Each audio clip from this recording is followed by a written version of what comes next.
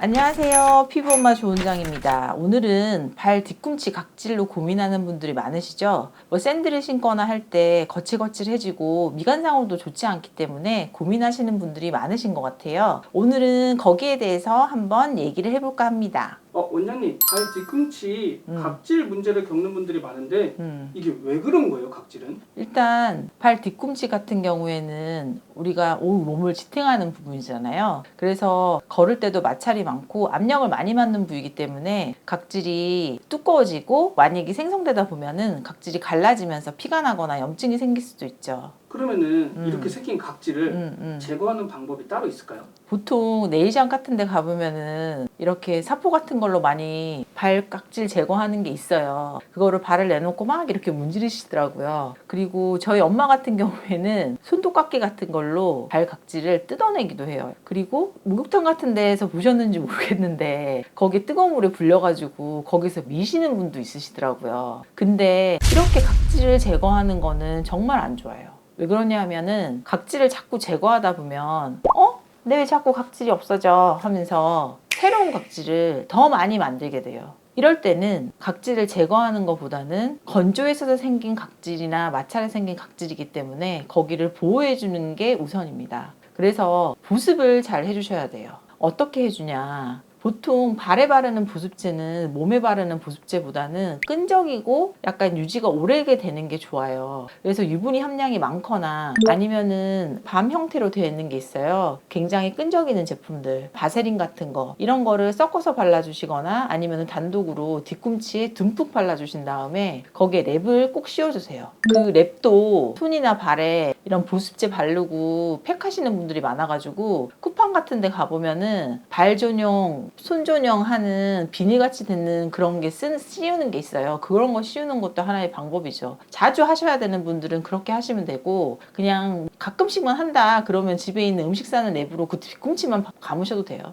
그리고 양말을 신으시면 랩이 안 벗겨지고 고정이 잘 돼요. 주무실 때 그렇게 하시고 주무셔도 되시고, 그리고 요즘에 그 실리콘 패드 같은 게 있거든요. 저도 그걸 사용한 적이 있는데 보습제 바른 다음에 실리콘 패드처럼 뒤꿈치에 끼우는 제품이 있어요. 그런 제품을 사용해 보는 것도 도움이 되실 것 같아요. 유리아 크림이라는 게 도움이 된다던데 이건 어떻게 사용하는 거예요? 그 유리아 크림이 제가 아까 말씀드렸던 각질 연화제예요. 약간 그게 대부분 병원에서 처방을 받는 건데 발 닦고 나서 각질이 많은 부위 있잖아요. 발 뒤꿈치나 아니면 팔 뒤꿈치 같은데 이런 데를 수시로 발라주시면 각질이 좀 부드러워져요. 근데 이것만 바르시는 거는 안 좋고 이걸 한 다음에 보습을 꼭 해주셔야죠. 그러면은 이제 발 뒤꿈치가 갈라지면 너무 아프던데 이때 어떻게 해야 돼요?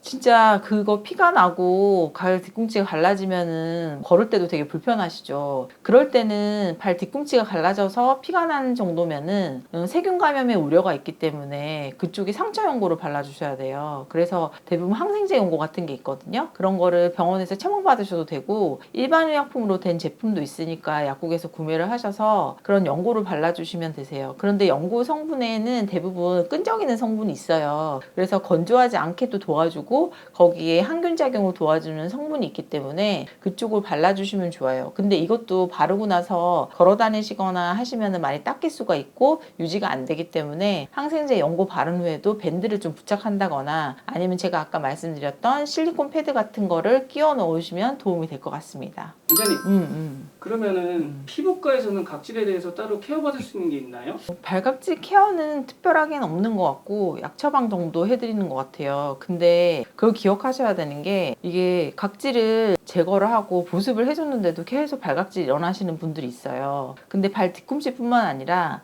발바닥 전체 아니면은 발가락 사이 이런 데 각질이 계속 일어나시는 분들이 있거든요. 그런 분들은 발습진이나 아니면은 조심을 해보셔야 돼요. 그런 경우에는 약 처방을 받는다던가 아니면은 진단 검사를 해서 약간 처방을 받으셔서 거기에 맞는 치료를 먼저 우선적으로 하시고 각질 치료를 하시는 게 도움이 되실 것 같습니다. 오늘도 영상 잘 보셨나요? 발 건강하게 유지하시고 오늘 영상이 도움이 많이 되셨다면 구독과 좋아요 눌러주세요. 감사합니다. 피부엄마 조은정이었습니다.